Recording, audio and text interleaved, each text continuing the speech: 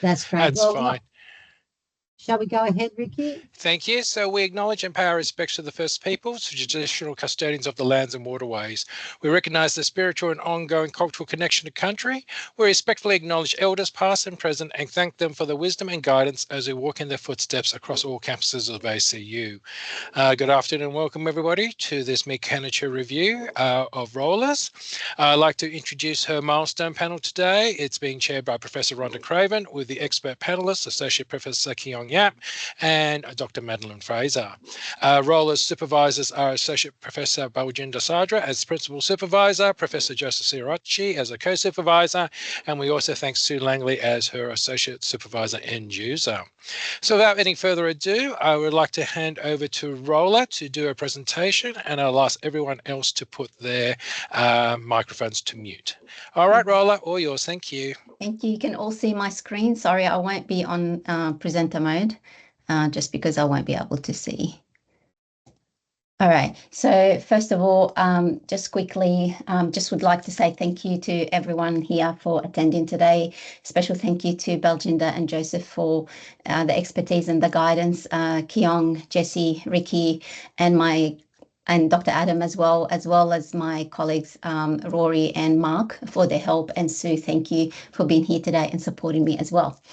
So just a quick overview of the MCR today. I will do the introduction, which is background from the COC. Then chapter 2 will be the systematic scoping review.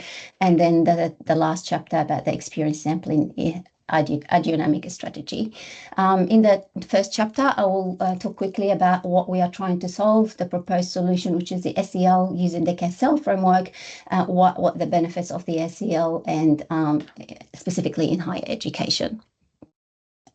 So just to start, we all know that students come to university from different cultures and backgrounds. Sometimes they lack confidence in their abilities and have little or no emotional and social skills to deal with stress. In addition, research shows that students find it hard to envision student life and anticipate academic experience, and therefore their expectations might not meet the reality. As well, negative events such as conflicts with friends, big study load, negative feedback from teachers can all hinder their ability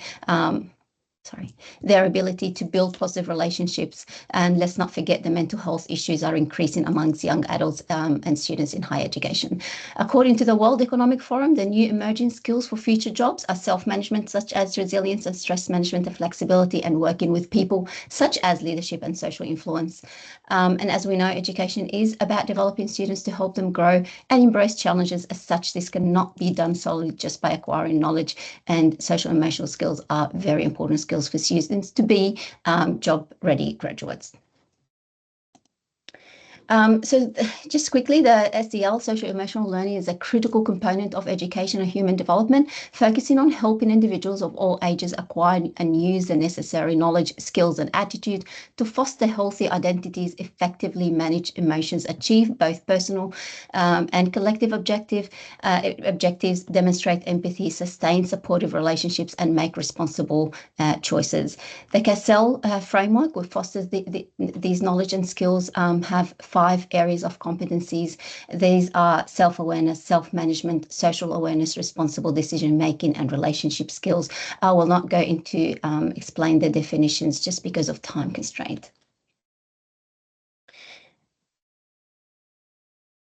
So we know from a large body of research on SEL in schools and high schools and primary schools that high quality SEL programming leads to improved academic performance, decrease in anxiety and behavior issues, among other benefits. For example, a 2011 meta-analysis of 213 studies involving school-based universal SEL programs, including over 270,000 students from K to 12, revealed so many benefits of the SEL, like improved attitudes about self and others, positive classroom behavior, but there was an 11% point gain on academics. This kind of improvement on academics is what has gotten attention of so many. This data point can foster the transition from the belief that these are soft skills, nice to have, to the idea that these are critically important and to be taken seriously. And other findings, obviously, were reduction in conduct problems and reduction in emotional distress. Therefore, These outcomes from schools are similarly crucial for tertiary students, and to my knowledge, there's a gap in the research, and the effects of implementing SEL competencies in a structured way in higher education have not been empirically examined. Therefore, the effectiveness of CASEL-based interventions in higher education is largely unknown. And since higher education faces growing demands to equip students for future career, we have chosen the outcomes of resilience, self-efficacy, and academic engagement and performance. So SEL is the gold standard for higher education as well as for primary school and high school. So for chapter 2, I will explain the rationale and aim of the systematic scoping review, methodology, the results and discussion, and I'll have a brief conclusion at the end. Just going to watch the time. All right, so the aim of this study is to present a systematic scoping review to analyse literature on the benefit of SEL in higher education and synthesise current research findings into a coherent report. The research question is, how is each of the SEL competencies associated with resilience, self-efficacy and academic engagement and performance? Now, the hypotheses, I'm not going to read each one of them, but they are all to examine whether each of the SEL competencies of self-awareness, self-management, social awareness, responsible decision-making, and relationship skills would be positively correlated with each of the outcomes of the resilience, self-efficacy, and academic engagement and performance. So the preferred reporting items for systematic reviews and meta-analysis PRISMA guidelines was used to conduct the scoping systematic review. APA style JARS was also followed for reporting the study. The review protocol was registered on the Open Science Framework in December 2022. The study process included the following stages: a preliminary comprehensive literature review, title and abstract screening, full text screening, systematic data extraction, risk of bias assessment, and the subsequent synthesis of extracted data. During the preliminary research, there were multiple meetings with Anna Ryan, who's an experienced senior librarian, which I forgot to thank as well, to identify the best databases and to align the search with my research hypothesis. So the electronic databases used were EBSCO PsycInfo, ERIC and APA PsycInfo, Elsevier, Scopus, Web of Science, Core Collection, Google Scholar, CASEL website. I also included unpublished literature, PhD and doctorate thesis.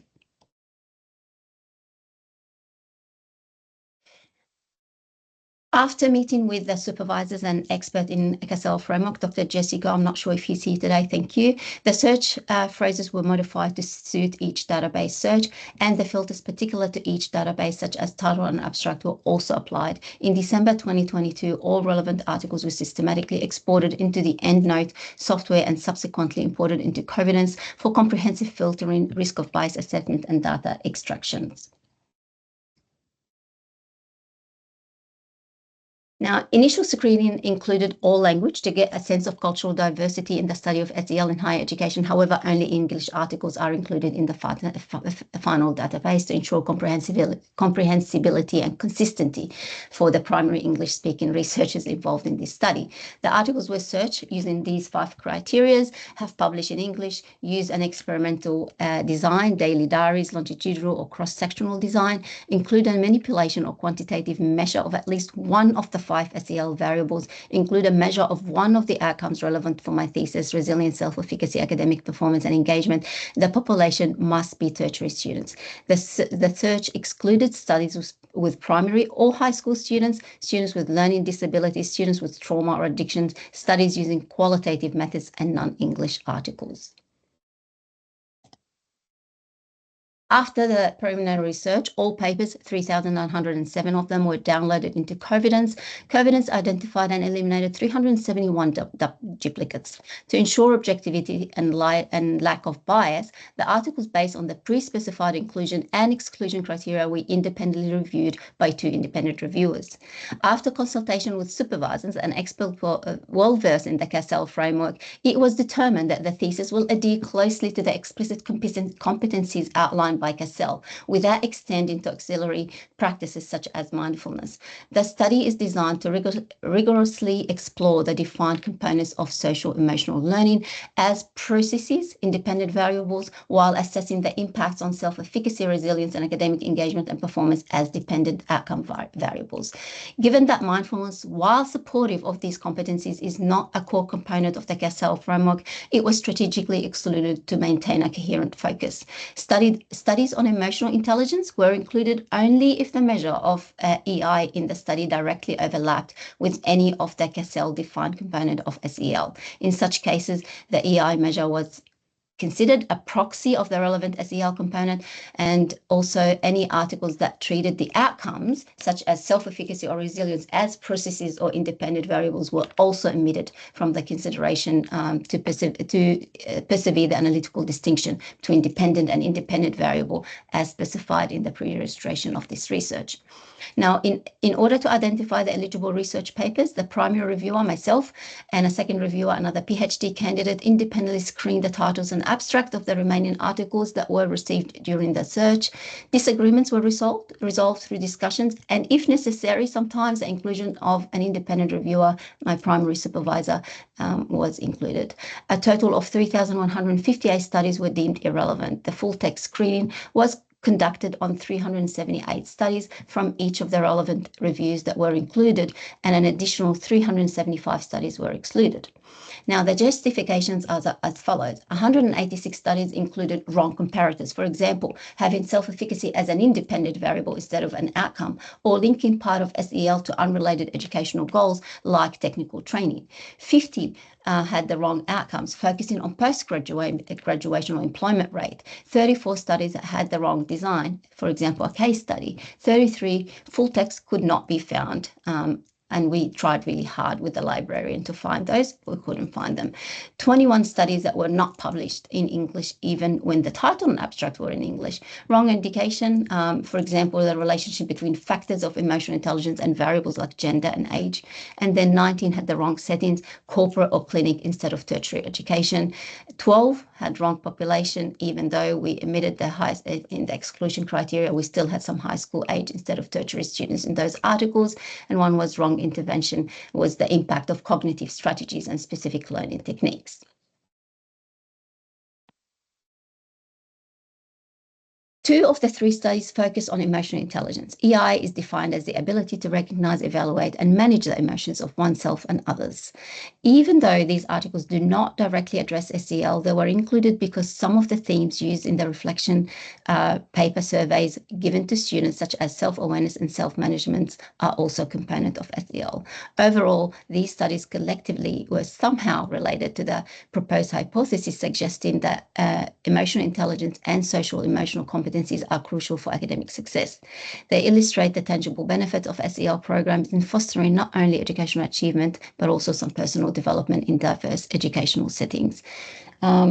I'm not sure if I've got time, but just quickly, Wong and I, the supports the idea of that better self-awareness and self-management can boost academic performance. Zaki et al. Aligns with the CASEL framework, emphasizing the importance of self-management and relationship skill, and Solomon et al. Highlights the correlation between EI in an academic success.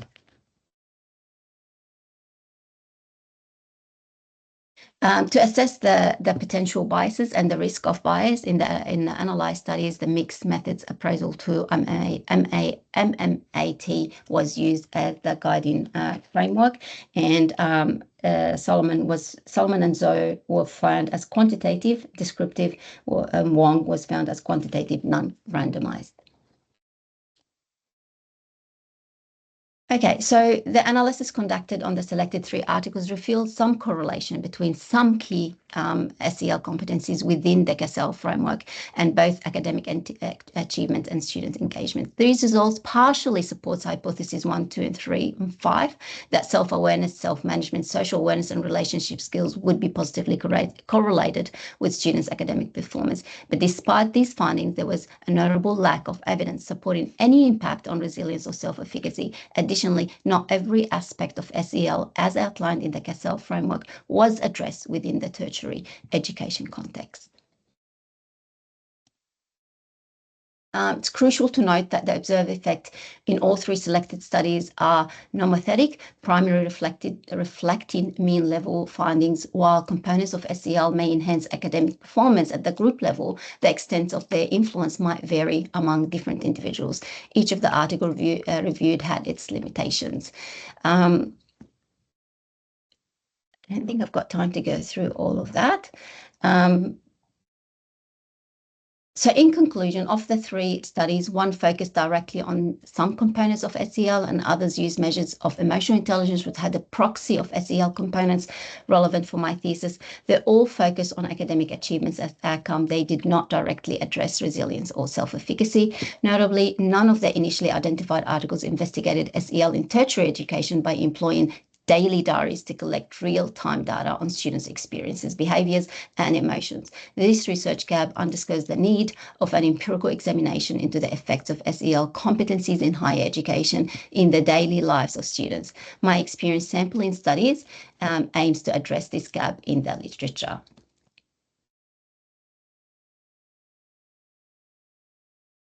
So chapter 3 is about the experience sampling, talk about a little bit of background, a research aim, methods, analysis plan, and a little bit of a conclusion.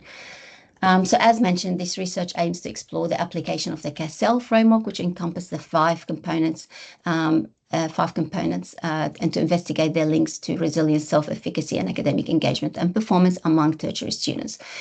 While practices like mindfulness and theories like self-determination theory, which have elements that align with part of the CASEL framework, are indeed important in higher education and have been extensively studied for their positive impacts on students' outcomes, my focus is on the comprehensive framework that integrates multiple facets of social emotional learning that CASEL framework provides, a holistic approach that aligns well with my research objectives.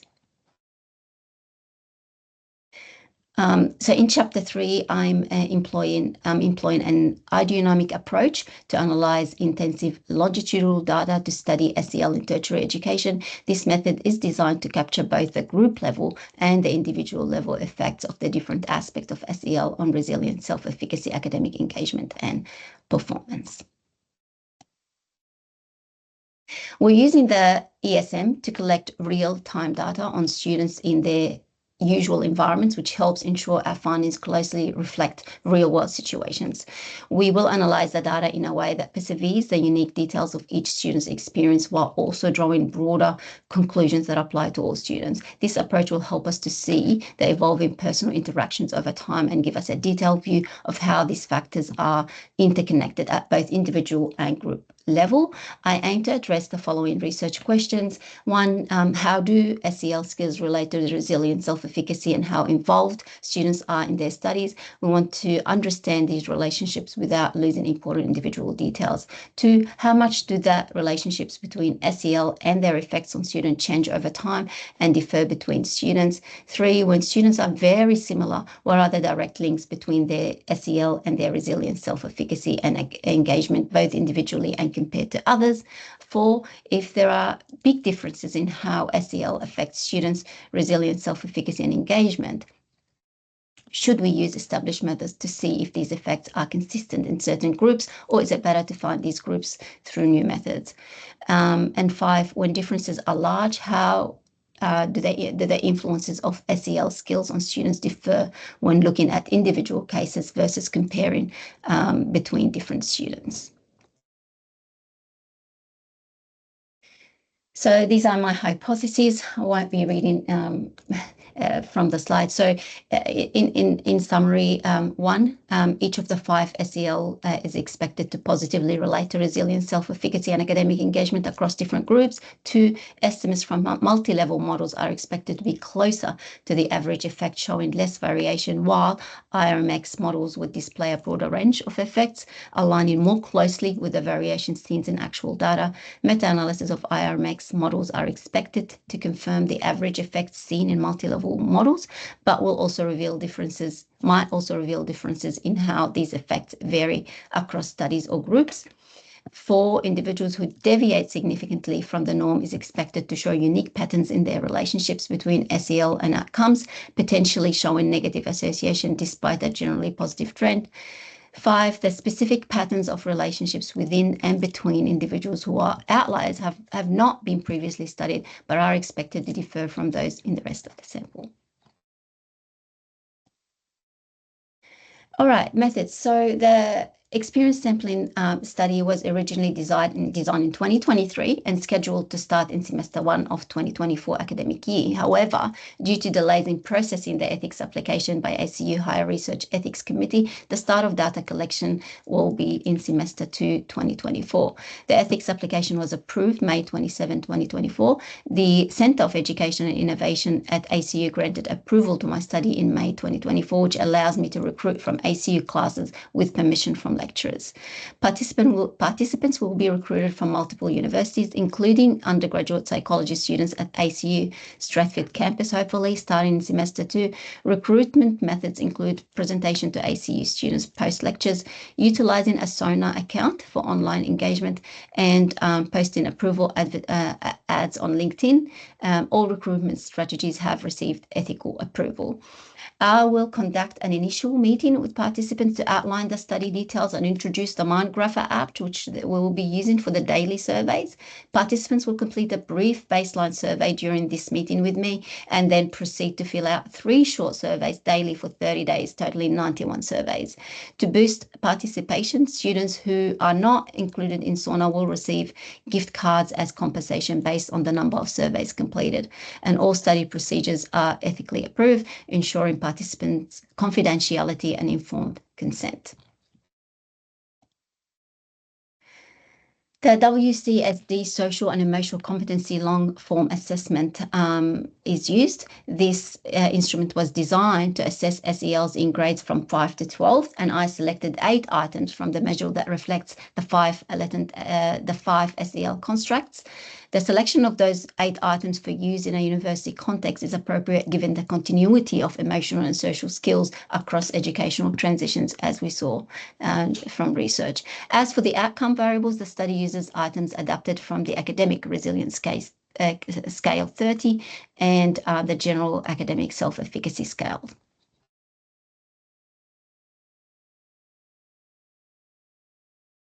Okay, we will use a comprehensive set of analytical methods drawn upon from recent research in ideodynamics methods in longitudinal studies from Sadra et al. 2024 to investigate the between-person and within-person links between SEL skills and tertiary students' resilience, self-efficacy, academic performance, and engagement.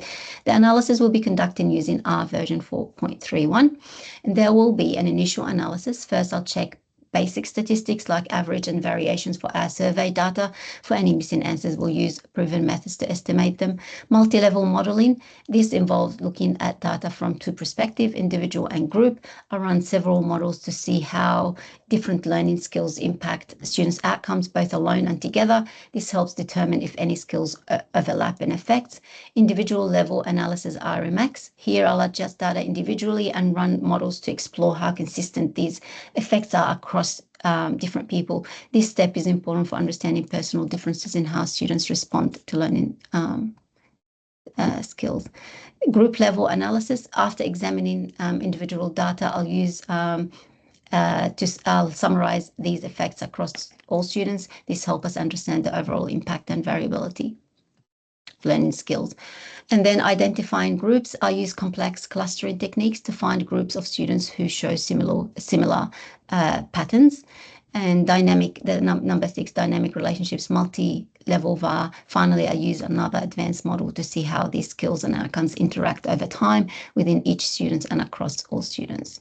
All these steps will be carefully documented and shared publicly to maintain transparency and allow others to verify and build upon my work. So despite the abundance of research emphasizing the importance of SEL through the CASEL framework in primary and high school setting, there is a notable gap in the literature concerning its application in higher education. While acknowledging the significance of practices like mindfulness and theories like STD, my research prioritizes the CASEL framework to provide a comprehensive analysis of its potential benefit in the higher education context, thereby filling a critical gap in the existing literature.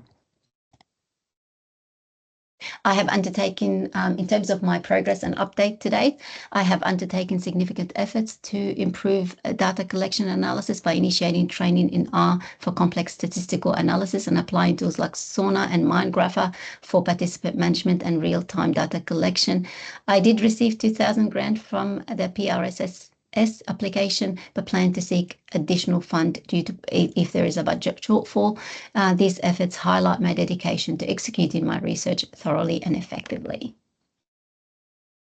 Timeline. After I implement all the feedback from today, I will start the collection of data, aiming to finalize by October, then start the write-up and aiming to finalize that by December. But this all obviously depends on the recruitment. And then I've got the final analysis of part 2 by December, then the draft thesis, hopefully by January 2025 to January 2026, and the final year review from March 2026 to be finalized then, and the expected date of my PhD thesis submission, hopefully September 2026. And that's it. Thank you so much. And I hope I didn't go like 100 miles an hour, but I was worried of the time. And any questions? Very well, thank you. I'd like to hand over to Rhonda now as chair. Thank you, Rhonda. Thanks, Ricky. So thank you, Rola. That was a very good presentation. Well done, very clear, very interesting. And congratulations on all the hard work and the interesting outcomes that are coming out of your research. Well done. Can I open the floor up briefly to questions from the floor, please? So we usually ask the expert panel. So Keong, I'll ask you first and then we'll hand over to Maddie. Thank you. Thanks so much. Thanks, Rhonda. Thanks, Ricky. And well done, Rola. It's good to see the study coming together, see you've completed your systematic review, scoping review. So well done, and you know, get started with data collection.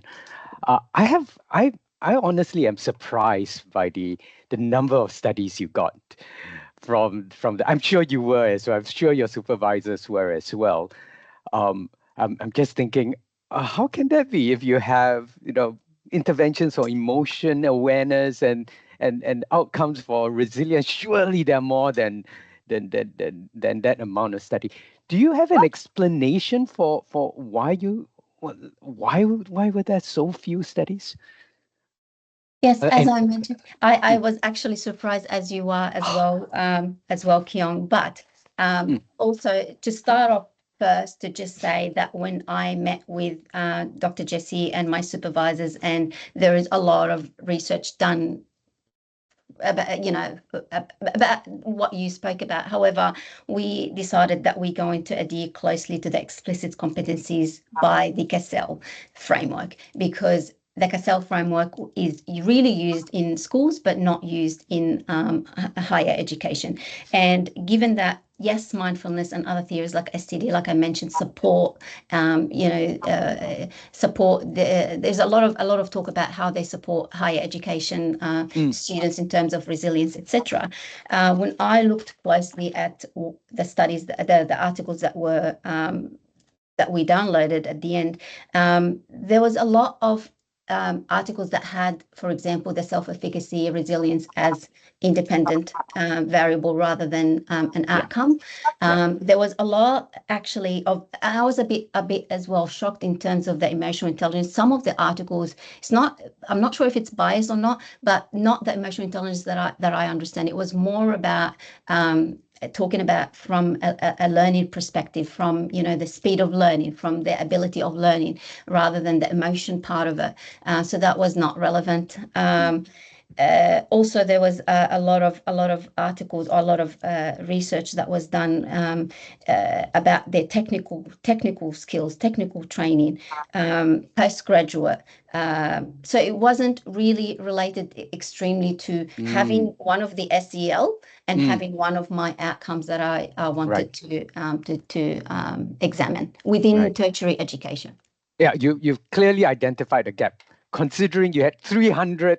The earlier review had 300 papers, And you only have 3 papers here, and I'm assuming the inclusion exclusion criteria were similar, except for the fact that they were high school students. And That's right. Absolutely. that's amazing. Yeah. Yes.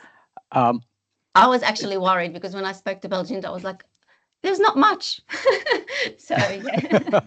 well, it shows that, yeah, there's not much because there's a gap, I guess. Yes. Yeah, big gap. I also have a question about your,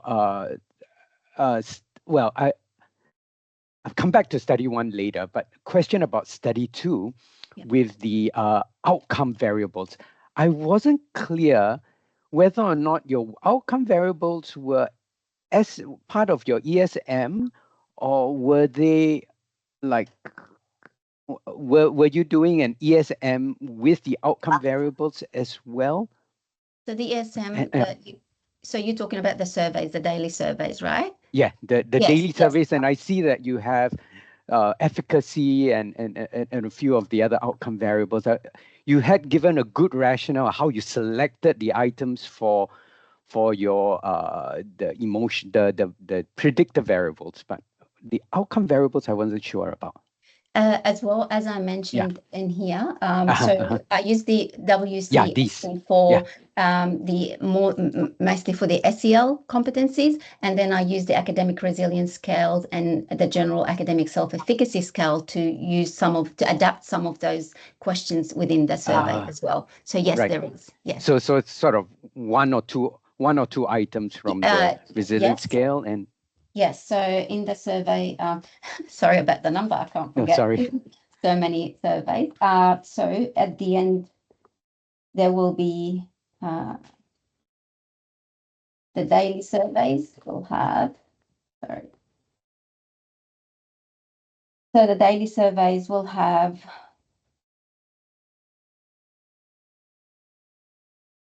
about 11, 12, 13, 14, 15, which has about 10 from the SELs, and then 2 or 3 from the resilience scale, 2 or 3 from the self-efficacy scale. Right. And do you have a sense, I ask because do you have a sense whether or not they look like very much trait measures, the resilience and self-efficacy, and whether or not you're going to see variability in your ESM, or have you looked at some studies showing that there is going to be variability? Sorry, I couldn't. Could you repeat that question? Sure. The academic resilience, in my mind, I guess, seems like something that is quite stable across time. But you're using it as the outcome for your ESM study, and I'm wondering if you could. I'm not sure. I'm just test it out first, or ensure that there's enough sensitivity to change across time. If it is a trait measure, what might happen is you might not get any variability across time.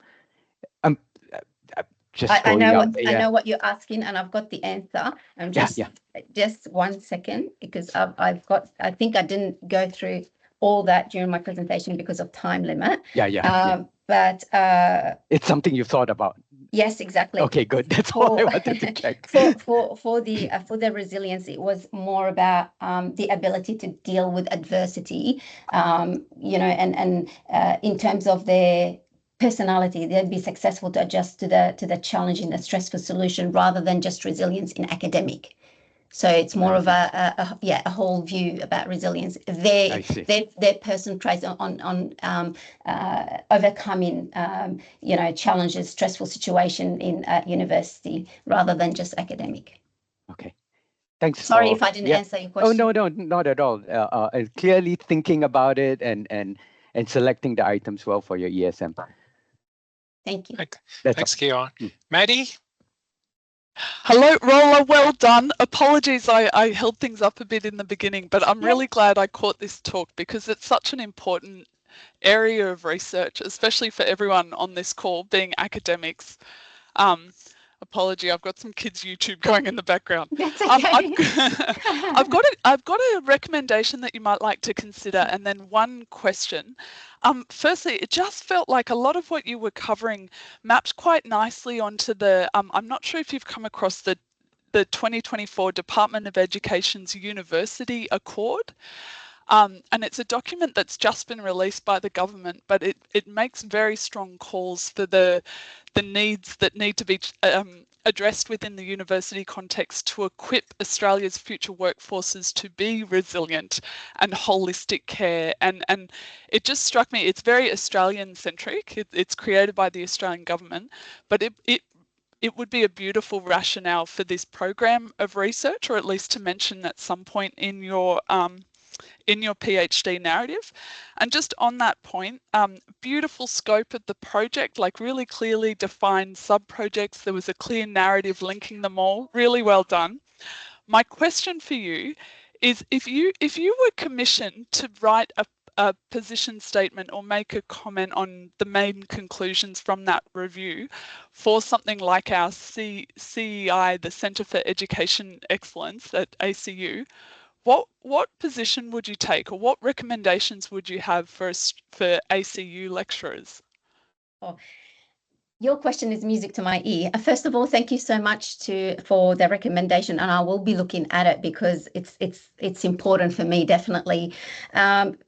I did actually a workshop last week on that, specifically in the institution I'm working with, and my position was, we were talking a lot about artificial intelligence and Gen AI, and everyone is going full speed on that, forgetting the aspect of soft skills, if we want to call them soft skills, and the importance of training students, encouraging students to develop those emotional and social skills on how, firstly, to use Gen AI, and also how to see themselves as the ones who are using a tool, not the tool using a human being, the other way around. So my position will be, as much technology as technology is important, technological digital literacy is important, social emotional skills is as important, if not more, and to go hand in hand with whatever we're doing at university with the students, because the aim is not to just have the students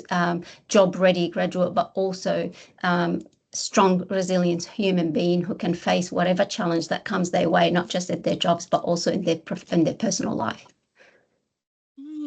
Thank you, Rola, and I look forward to seeing more work coming from you. I'll hand back to Keon. Thank you. Maddie's question prompted me to think about something. I'm wondering that it's good to hear that recommendation that you can put forward. I'm wondering, because of the lack of research in this area, university students, whether or not it might be wise also to pull out in an introduction, maybe a chapter or so, the evidence in high school students to support study one. It's a bit hard to argue for what you're saying with just 3 studies, whereas you've got this wealth of evidence in the high school population. 100%. Yeah. Yes. And we know that there's a continuity from high school to university. Like, people think, oh, we just finished and now they're independent learners. Well, they're not independent learners yet. They need still that skill to continue and become really independent learners. Thank you. Rhonda, do you have anything else to add? Yes, just 2 quick questions. Where are you getting the money to pay students to participate?